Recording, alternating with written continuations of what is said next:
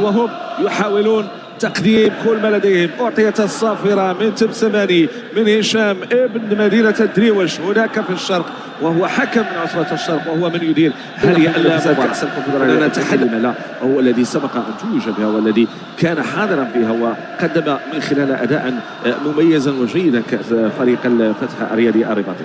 طريقة التعامل مع البداية في هذه المباراة، ذكر المغرب الفاسي يتفوق على نهضة الإسلام بهدفين مقابل هدف واحد. كرة ممتازة راسية ومباشرة إلى خارج رقعة الميدان. بناء بهدوء، كرة للفوز للفتح، الانطلاق، الانسلال، تسديدة ممتازة.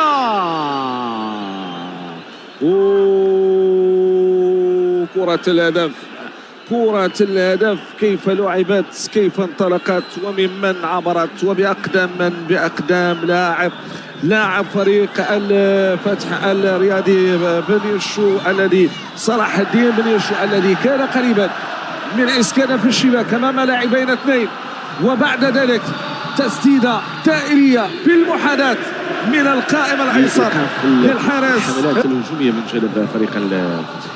جميل أن نشاهد المقابلة في الدقائق الأولى بهذا الأسلوب، جميل أن نشاهد انطلاقة هذا اللقاء بهذه الحركية وبهذه المحاولات التي بإمكانها أن تقدم أهداف، وبالتالي الممتع أن نشاهد الهدف في الدقائق الأولى من المباراة، لأنه يخلي الخصم يبحث عن التعديل ويخلي المتقدم يبحث عن هدف الاطمئنان.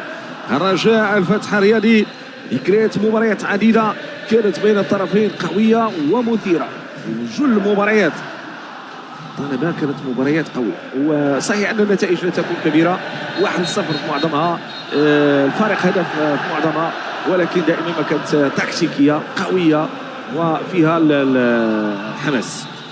الرجاء فازت على حسن التقدير 1-0، فازت على أولمبيك أسفي بهدفين مقابل شيء. الرجاء تعادلت مع نهضة بركان 1-1. مباراة سابقة مع فريق اتحاد طنجة الفوز بهدفين مقابل لا شيء، وهكذا هي الأحوال.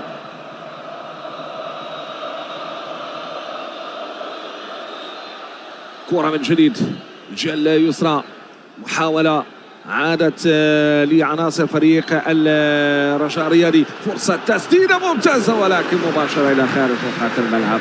هذا هلال فردوسي والسعد للتسديد وذاك ما فعل، ولكن كرته مباشرة إلى خارج رقعة الملعب.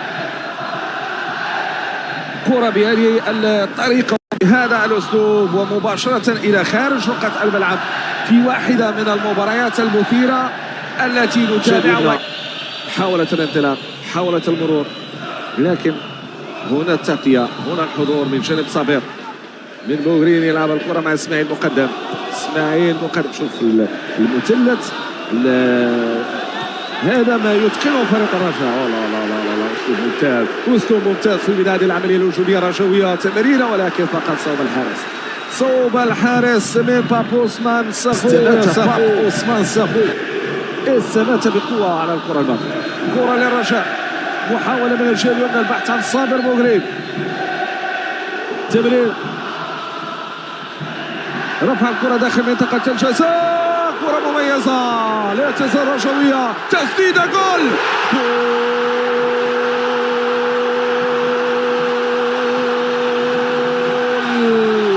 لم تنفع 10 السنوات الماضية، لم ينفع حينما كان لاعبا سابقا في صفوف فريق الفتح. هذا آدم بتصويبة نافذة، نعم بتصويبة مميزة يضعها في الشباك. شوف الجماهير وفاضل السعيد يراقب ما يحدث. هي البداية، الرجاء يتقدم في الدقيقة 13 من عمر هذه المباراة. خطأ في التغطية الدفاعية للفتح، ولكن أيضا إصرار للرجاء يتم التعامل معه، وآدم النفاتي لم يتردد بل تمكن من زيارة الشباك بشكل مميز. طريقة التمرير منذ البداية كانوا متحررين باللمس الواحدة، تمريرة عرضية بعد ذلك إبعاد خاطئ. آدم النفاتي يستلم وبالمقاس يضع الكرة في الشباك. اسم آدم بنية النفاتي يضع كرة بهذا الأسلوب في شباك الفتح الرياضي. 31 سنة، لاعب للجيش، لاعب لنادي الامارات الاماراتي، لاعب لاولمبيك ريبكا، لاعب ايضا للفتح الرياضي، ولاعب خريج اكاديميه محمد السادس لكره القدم. ايوب الكراد لم يستصغ الهدف الماضي بتلك كل شيء ممكن. هدف شباك ايوب الكراد، خطا كبير على مستوى التغطيه. كرة للفوس عن طريق لامين دياكيتي، شانت مرة ثانية لتكون بين أقدام حذيفة المحسني. يلعب هذه الكرة داخل منطقة الجزاء، لا تغطية من جانب الدفاع على للفوس، محاولة اختراق، تسديدة والحارس في المكان المناسب. الأحرار يتمكن من إيقاف هذه الكرة، جات من الجهة اليمنى من أسامة إلى الفردوسي، عنده كرة يحافظ عليها صوب الجهة اليسرى اسماعيل مقدم خفيفي هنا الفردوسي، كرة من صابر بوغرين مقدم. لاحظوا اللمسة الواحدة، لاحظوا الأسلوب في بداية بناء العملية الهجومية من جانب فريق الرجاء الرياضي. الآن اختيار الجهة اليمنى ثم المرور عبر خط الوسط بدون تسرع، انتظار الوقت المناسب. الفتح الرياضي أيضا المرتدات عنده سريعة، عنده لاعبين بإمكانهم أنهم يغيروا في النتيجة. كرة أمامية، محاولة مباشرة صوب الحارس بركان. كرة عادت للرجاء، انطلاقة عملية هجومية من صابر بوغرين، ينسل صابر مضايق صابر، يبحث عن تصويبة ولكن مباشرة صوب الحارس. لصالح فريق الفتح الرياضي، بحث عن أسامة سرحان، الانطلاقة من صلاح الدين بن يشو، شال يسرى، عملية هجومية سريعة، تمريرة عرضية، كرة ممتازة، فرصة الهدف، يضيع الهدف كأن هدية أتت من السماء، كأن هدية بتمريرة عرضية جانبية داخل منطقة الجزاء، لكن لم يتم الاستفادة منها. أسامة سرحان، شوف تمريرة عرضية، لمس، ثم بعد ذلك مسار الكرة إلى خارج رقعة الملعب، مرت أمام مجموعة من اللاعبين، من لمسها وأيوب مولود، وهذه من زاوية أوضح، لا الدفاع ولا الحارس. مولوع في الكرة أمام صلاح الدين بن يوسف، لاعب سريع، لاعب ذكي، صعب جدا تخلي له المساحة، صعب جدا أيضا تخلي له الطريقة باش أنه يسدد جيدا وأيضا يخترق جيدا. الجهة اليسرى أيضا عندهم سكحان، لاعب جيد جدا على مستوى التمرير وعلى مستوى بناء العمليات الهجومية وخاصة التمريرات في العمق. سبحان كانوا أنه يلقى الحلول في أي لحظة.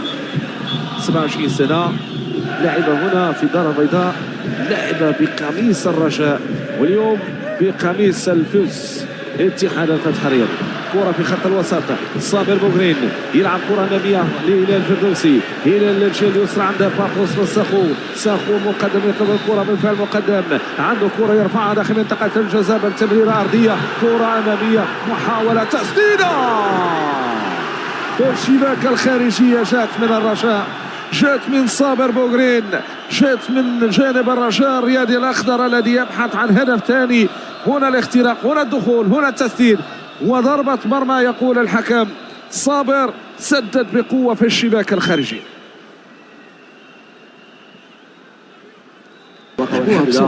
قميص شباب سولم الرياضي، راسينغ الرياضي، بداية في الدفاع الحسن الجديد أيضا مهمة.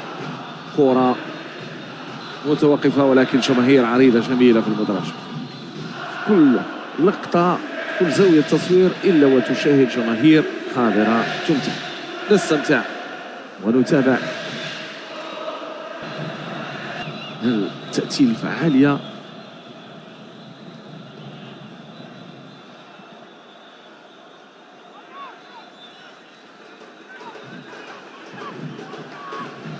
كرة عند فريق رجاء رياضي، الجهة اليمنى، محاولة الانسلال، محاولة الاختراق والانسلال تأتي بالكيفية عن طريق اللاعب كيدي ماتياس، تمريرة ممتازة للجهة اليسرى عند ساخو، ماذا يفعل؟ اختراق ممتازة،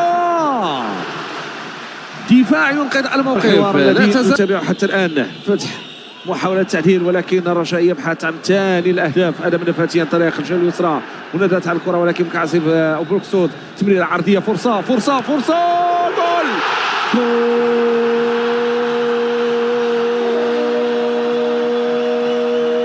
جول يطلب عثمان ساخو سخي جدا ويضع ثاني الاهداف في شباك الفتح في الجهه اليسرى. كان فارغ او كانت المساحه فارغه امامه وتمكن من زياره الشباك. التموضع المثالي في الوقت المناسب وفي المكان المناسب يجعل ساخو يضع الكره في الشباك. باب عثمان ساخو يستثمر كره عرضيه جانبيه ويضعها في الشباك. السعيد حتى الآن كرة بهذا الشكل وبهذا الأسلوب وفي الشباك. الرجاء يعانق ثاني الأهداف، بل النسر الرجاوي يحلق عاليا في سماء البيضاء. وتمريرة مكحاسي الأسيست كانت مميزة. كرة في الشباك وستدخل تمحيص غرفة الفار. ستدخل تمحيص غرفة الفار نظرا لسقوط لاعب صلاح الدين كوفي، وننتظر كيف سيكون الحال على مستوى القرار النهائي. هدف ثاني ماذا يعني؟ في سبورة الترتيب ماذا يعني؟ الرجاء خلف المغرب الفاسي بفارق نقطة واحد. المغرب الفاسي 34 نقطة، الرجاء 33 نقطة. هذا ما يعني حتى الآن. لكن بالنسبة للفتح الرتبة الثامنة ب 18 نقطة.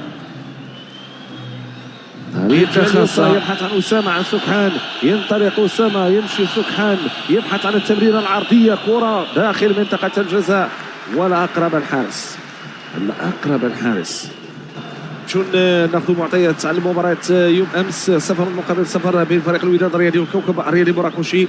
اتحاد الرياضي تونوكي تعادل مع فريق اولمبيك اسا في هدف داخل كل مرمى بنفس الحصه حاصله تقدير اتحاد طنجه. فيما دفاع الحسن الجديدي فاز بهدف واحد مقابل شيء على حساب النادي المكناسي. كره لادم النفاتي، ادم النفاتي كيلعب كره دائريه صوب الحارس. شنو مثل هذه الكرات هذه؟ تمريره خاطئه.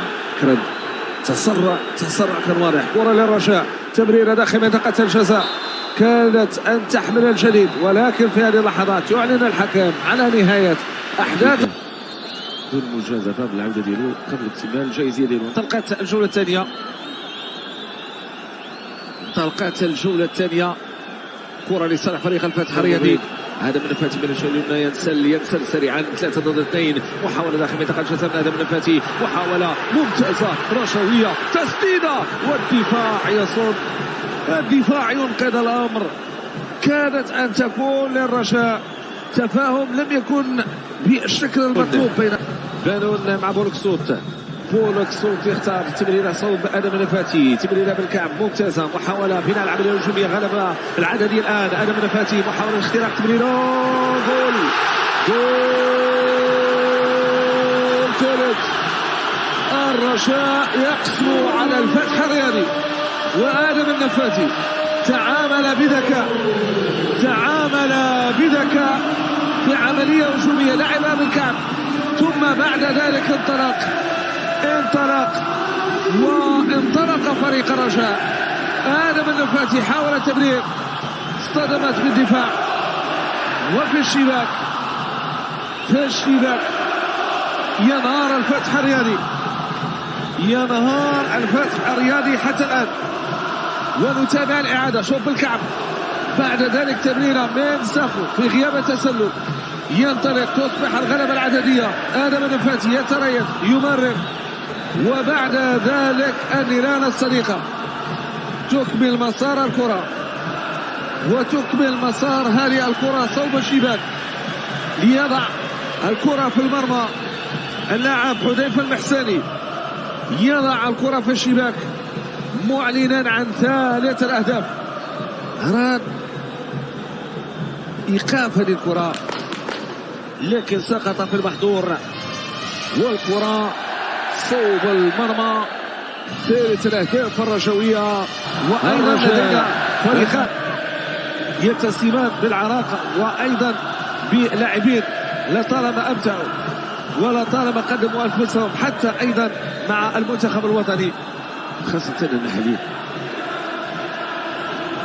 كرة من جديد للفتح، محاولة ممتازة، جول جول للفتح. الفتح يسجل الهدف الأول. الفتح يسجل الهدف الأول بكرة مميزة. هدف يأتي بهذا الشكل، 1 للفتح 3 للرجاء.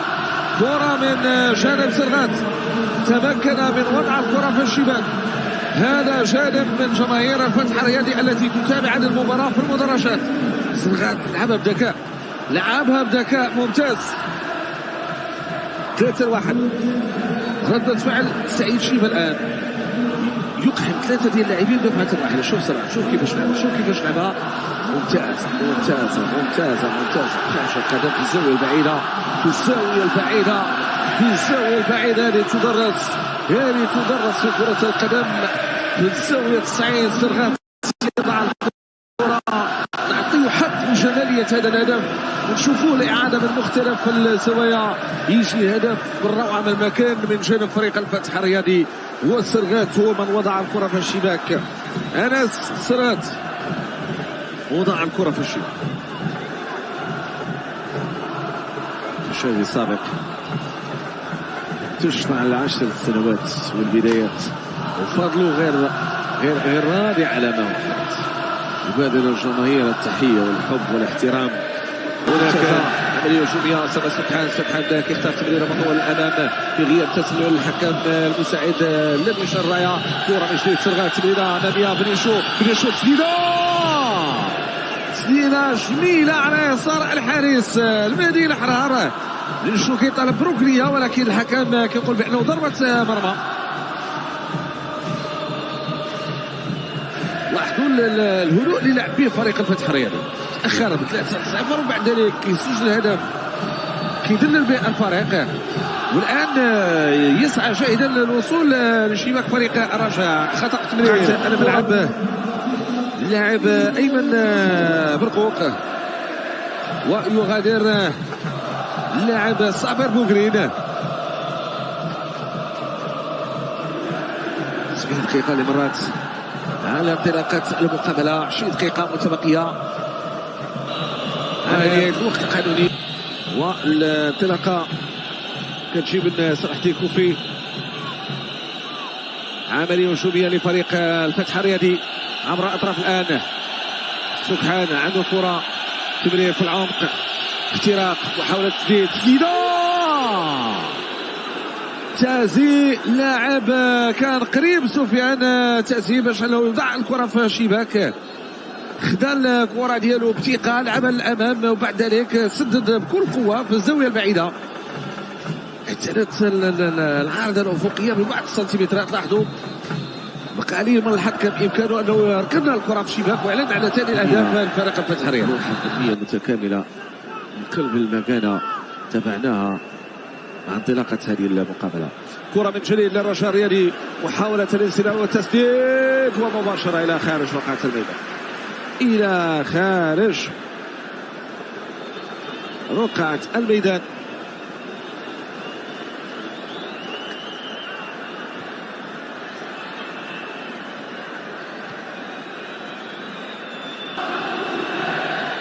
ثم بعد ذلك تعود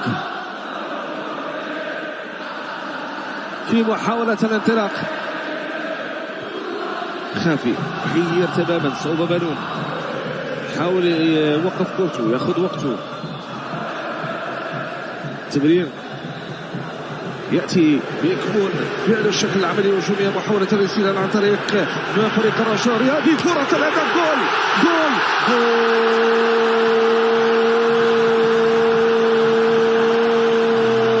للرجاء. رابع الأهداف للرجاء، رابع الأهداف للرجاء. محمد فيصل يوسف أبو زريق يضع الكرة في الشباك. أبو زريق يضع الكرة في الشباك، يعلن عن الهدف الرابع لصالح فريق الرجاء الرياضي. وكيف فعلها؟ باختراق، بانطلاقة سريعة، وبعد ذلك بالوصول داخل منطقة الجزاء ووضع الكرة بالشكل المناسب. لذلك أبو زريق يتمكن من زيارة الشباك في سيناريو رائع. الأردني الذي يظهر اليوم بقميص الرجاء وبيسرى ساحرة يضع الكرة في الشباك. 28 سنة وحضور مهم في الخط الأمامي.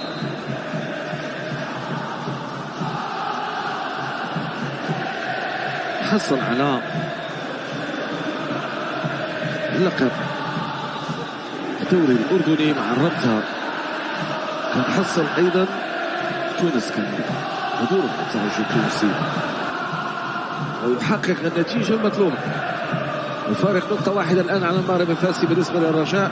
هنا خطأ على مستوى الحفاظ على الكرة ومباشرة صوب الركنية. صوب الركنية، الحكم ماذا يقول؟ الركنية لصالح فريق الفتح الرياضي. حرار لم يحسن تقدير الكرة جيدا. الفتح لا زال يحتفظ بأمانه. شوف الصورة تنطق. الصورة تكاد تقول لك شيئا، تكاد تخبرك بهذا الجنون الجميل الرائع، تكاد تخبرك بهذا الحضور المنظم المتراص الجميل للجماهير الرجوية. نعم، الموعد رائع هنا بمدينة البيضاء لفريق الرجاء وجمهوره. ولو أن الفتح الرياضي صحيح أنه متاخذ رباعية، شوف هذه العملية بمحاولة لفرصة من خافي يلعبها داخل منطقة الجزاء، فرصة التسديد لا تزال من جانب فريق الرجاء الرياضي، ولكن العودة من جانب كاس تمويل. اللقب في 2016 والصفا في 1981 2001 2012 كاس العرش 6 مرات، 67 73 76 95 2010 2014 وثلاث مرات الوصافة اللي كانت في 1950 و2009 و2015. القسم الوطني الثاني 4 مرات كانوا يتسيدون المشهد وكانوا هم أصحاب الحضور البارز، ولكن بعد ذلك كان الصعود وكان الحضور القوي في المشاركة مثيرة وأيضا رائعة بالنسبة لفريق الفتح الرياضي. 2010 تابعا لإيجاد كأس الكونفدرالية الأفريقية، تلك النسخة جميلة بالنسبة لفريق الفتح الرياضي حينما توج باللقب، حينما تمكن من بسط السيطرة بشكل رائع أمام فرق لم تقول بأنه كانت عندها صيت وعندها حضور قوي. بالتالي تمكن فريق الفتح الرياضي من اعتلاء المشهد. سجل أول كأس السوبر الإفريقي وصف مرة واحدة في 2011.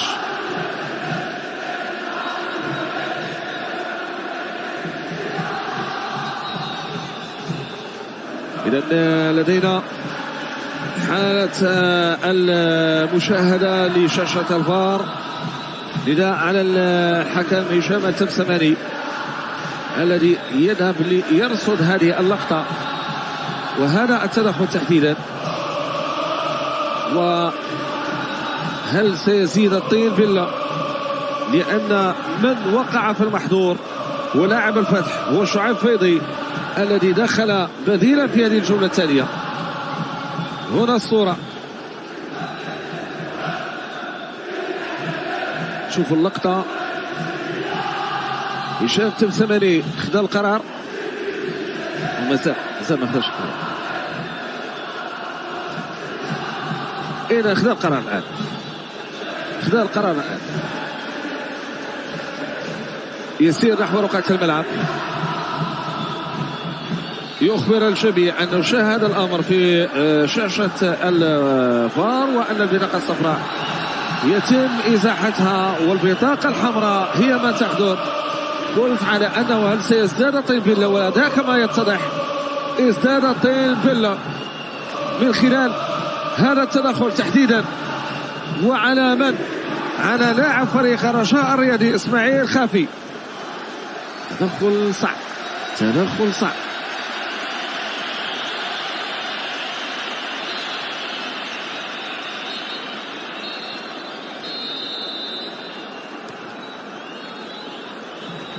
مشاهدينا الكرام، في هذه اللحظات يعلن حكم المواجهة على نهاية أحداث هذه المقابلة بين الفريقين معا في لقاء عرف 5 أهداف كاملة. قدم من خلال فريق الرجاء الرياضي 4 أهداف النفاتي ساخو، وأيضا هدف ضد المرمى من جانب محسني، فيما أبو زريق ومن سجل رابع الأهداف. شكرا لكم مشاهدينا على حسن المتابعة. هذا محمود العدلي يحييكم، نلقاكم في قادم المواعيد بحول إلى اللقاء.